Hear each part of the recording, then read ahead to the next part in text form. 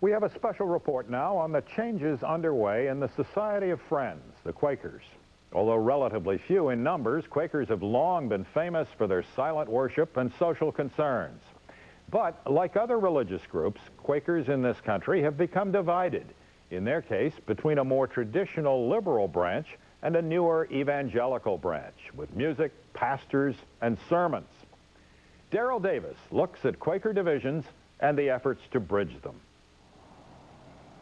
Looking at Quakers in silent meeting today, you'd never know they got their name because early adherents were said to quake with zeal during worship. Mostly now they're contemplative, listening in silence for the voice of God. Occasionally they're moved to share the experience. God is surely present in me, as surely as God is present in all of you. Quakers have always combined their quiet listening for God's guidance with active work in the world, especially peacemaking. In the past century alone, they have helped start nearly 200 social service, environmental, and relief agencies, such as the American Friends Service Committee, and they are the only religious organization to win the Nobel Peace Prize.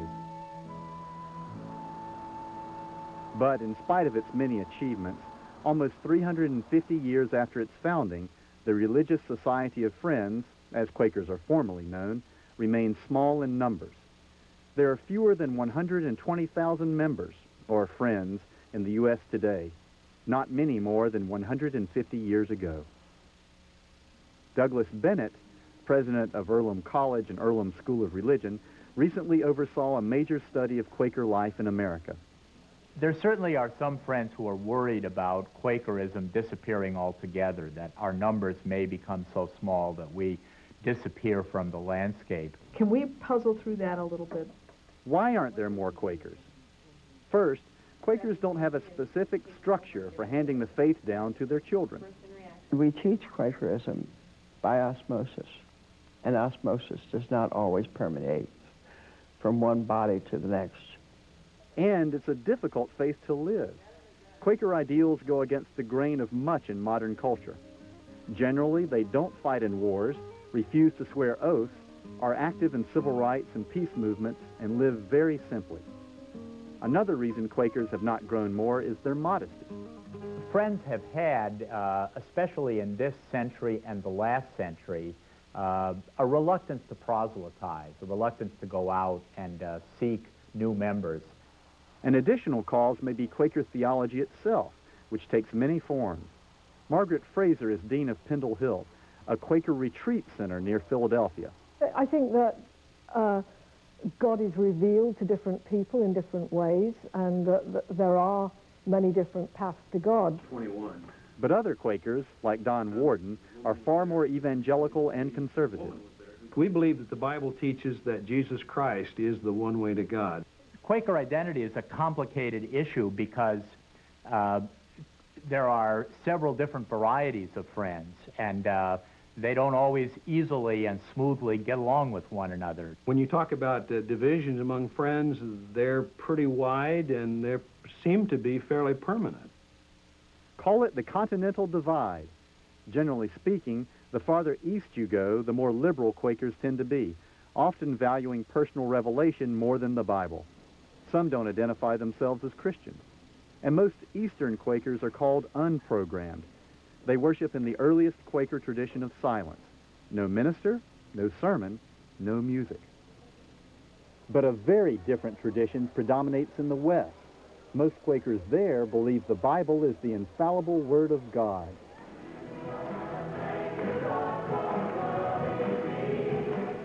Evangelical Quakers favor a programmed style of worship, with sermons, hymns, a sanctuary, and in most cases, a pastor. We really are glad that all of you are here today, and it's a great truth that God loves us and offers us the possibility of a victorious Christian life, of walking with Him day by day. Today, some estimate that evangelical and programmed friends represent about 80% of all Quakers. Carol Joy Bernlinger is one of them, but she's made an unusual journey east to Pendle Hill to learn about other kinds of Quakers. I'm in the process of kind of trying to figure out where I belong in the Quaker world, and feeling like my evangelical background is very important, and feeling like the unprogrammed tradition is very important, and so trying to find where the balance is there. Carol Joy doesn't describe herself as a missionary, but many evangelical Quakers have taken the gospel and the programmed tradition around the world. By some estimates, there are now more Quakers in Kenya than in the United States. While evangelicals are growing, the number of liberal and unprogrammed Quakers hasn't increased much over the last century. Some liberal friends say they need to get the word out about who they are and what they do.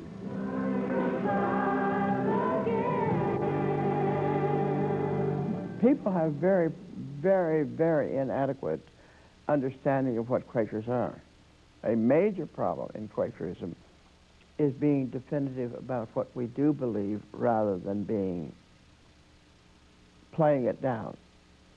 Quakers today are justly famous for their peacemaking and their ability to bring others together. The irony is that they themselves have splintered into many different groups, evangelicals, liberals, and conservatives among them. At Earlham College, Douglas Bennett is looking for a solution. Earlham, I think, is called to be a crossroads in Quakerism.